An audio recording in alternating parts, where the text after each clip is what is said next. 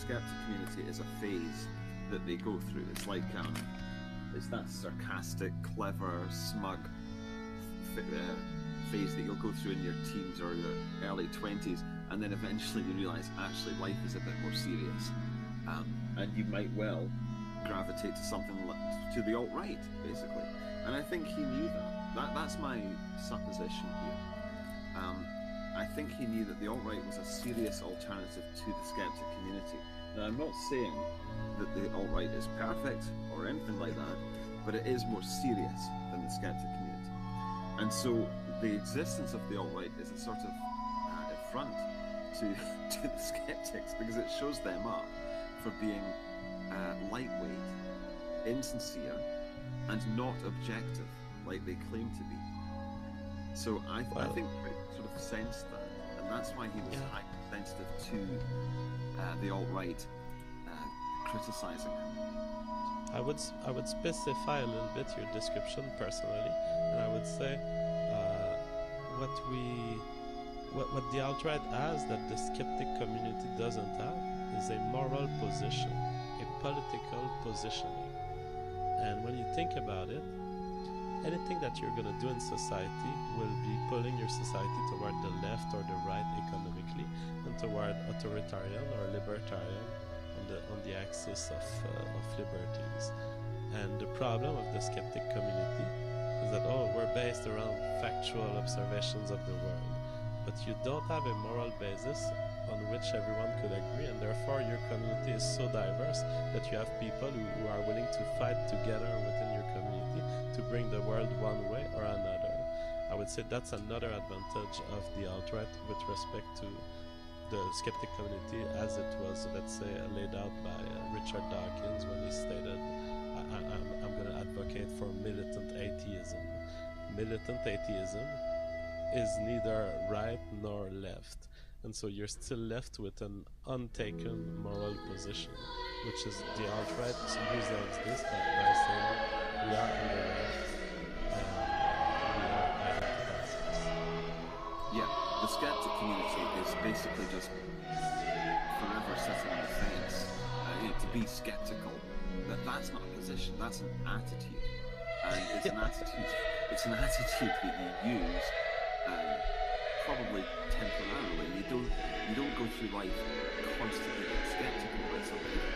Being skeptical is a means to arriving at a safe conclusion. It's not an attitude that you carry with you throughout your entire life, because if you do that, it's basically just a defense mechanism against ever making a decision and nailing your colours to the mast.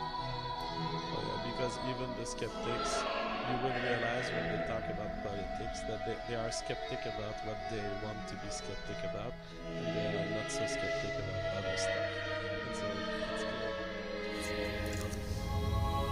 And so what you have in the preceding clip is an example of, I think, the number one reason why the skeptic community has started to bleed its followers and its commentators out into the alt-right.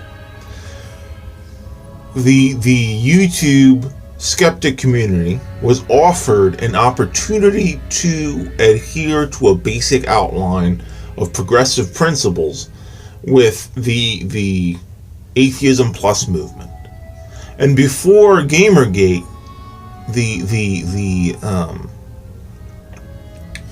the war cry of the shitlords was about feminism came to take over my atheism.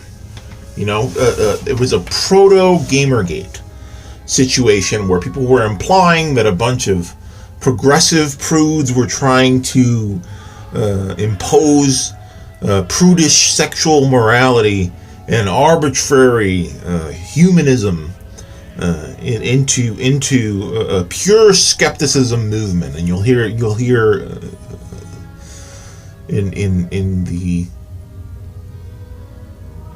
preceding clip featuring JF Garepi P, and Millennial Woes, a classic enemy of this channel, discussing that exact same thing. Obviously, the conclusion they come to from that fact, that there was a massive, obvious moral vacuum in the skeptic community, was that the alt-right won because they have superior morals, that they're offering a superior moral solution to the skeptic community than what's being presented in front of them. Their ethos, the alt-right sort of hid themselves, as they usually do, like most cults do. You know, you can apply this to Scientology, for example, is that they infiltrate communities by pretending that you can join Scientology regardless of whatever religious group you're already part of. You can keep your religious group and still enter into Scientology and derive philosophical fulfillment from the ideas of L. Ron Hubbard. That's what it kind of reminds me of the alt-right, where the alt-right popped up during Gamergate, presenting themselves to the skeptic community as just a meme, bro. It's just a meme. We're just kidding about the Holocaust. We're just kidding about the Jewish conspiracy. We're just kidding about black people being genetically mongrelized, genetically subhuman group. And you know, the skeptics bought it. Oh yeah, memes. I love memes. I love shit posting. And what's interesting is that in the wake of JF as a phenomenon, supposedly binding the communities together by finally giving the people that are jumping ship from mainline Sargonism into the JF race realism camp, there's like a cognitive dissonance here of, you know, people using the idea that JF's an empiricist to jump ship from the existing skeptic community into proper alt-right, and meanwhile the alt-right, it's almost like a crossed wire. You know, the alt-right is talking about how people are jumping ship because of moralism. You know, I know I've been talking about JF a lot recently, but he's created a dangerous hybrid. He's created a world in which, you know, and it's not uncommon within the alt-right that where ideas get rebranded with the patina, the polish of empiricism. You know, it gives people a moral cop-out. I heard, you know, where you could see an example of it is that Stefan Molyneux used this moral cop-out when he had a conversation about race realism with Dave Rubin. He used this cop-out of, I didn't want to be racist, but the facts about race, the facts about IQ forced me to go full alt-right, forced me to engage with the idea that somehow the human race is subspeciated. And you know, when you go, for example, deeper into the alt-right, like someone like Mike Enoch, right? Mike Enoch he's the next red pill. Gar Yepi isn't quite in the Jewish question thing, because the Jewish question is not, for that group, it's not oriented in genetics. They use genetics very specifically about blacks, Latinos, brown people, Arabs. So, you know, this guy, for example, Mike Enoch, presents Holocaust denial as just acknowledging facts. You know, acknowledging hidden information about the truth of the Holocaust and what provoked the Nazis. I'm seeing a lot of this kind of red pilling language around a bunch of hokum. You know, I mean, you could fucking flat earthers will tell you that they're not crazy, and they're just acknowledging the truth, man. They're just acknowledging facts. I mean, even fucking creationists, the god of the gaps. You know, to me, race realism is the god of the gaps. If there's 20% evidence for their argument, they make the leap 80% up with their assumptions about that 20% of data, which doesn't prove jack shit.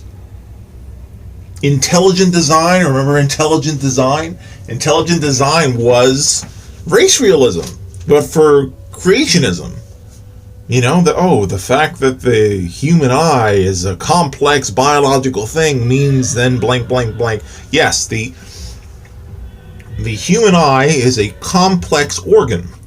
But the fact that the human eye is complex does not mean that God created the universe and designed this complex organism. Race realism is very similar in their arguments.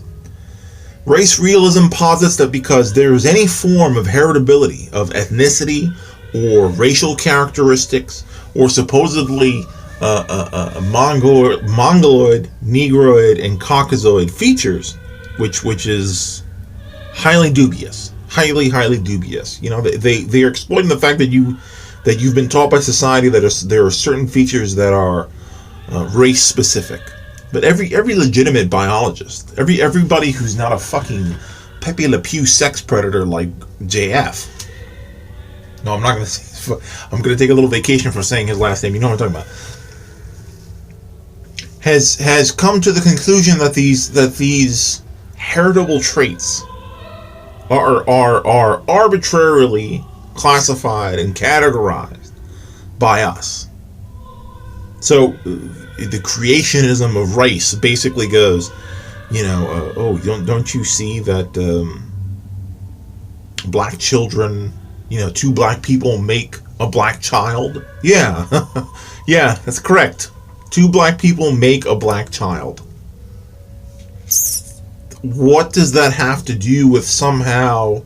I mean, yeah, like 2 people with blue eyes are likely going to make a blue-eyed child. Heritability exists, but it doesn't mean anything. It doesn't mean that somehow the kid's going to be genetically... I've heard arguments about genetic laziness in blacks. That's fucking bizarre, but it's a tier of race realism, of scientific racism. I've heard that things that are ludicrous are genetically heritable. You know, this RK selection theory that race realists use. They'll tell you how South and Central Americans are born communists, born socialists. It's in their blood because they're afraid of Venezuela and you know, they're afraid of Che Guevara. They thought Che Guevara was born genetically revolutionary, you know, in the socialist sense. And that's why white people need to live separately, is that blacks and Latinos are genetically incapable of being politically conservative. What a fucking joke. What a cringy, disgusting, pathetic joke, especially considering how many black conservatives, you know, especially Cuban Americans, are real fucking reactionary, real Republican, real right-wing. One of their own guys in the alt-right, excuse me, is Nick Fuentes. He's a Cuban American and he's a cockhead, you know what I'm saying? He's a complete Republican shill. So, you know, this is, you know, in conclusion, if you do have any kind of skepticism about basic shit like, I don't know, the earth is round and not flat, and there's, like, it's not hollow inside, and, you know, if you didn't buy creationism the first time around that it was on the subject of, you know, intelligent design, then I don't understand why you would buy creationism now that it sort of theorizes that God created the races unequally.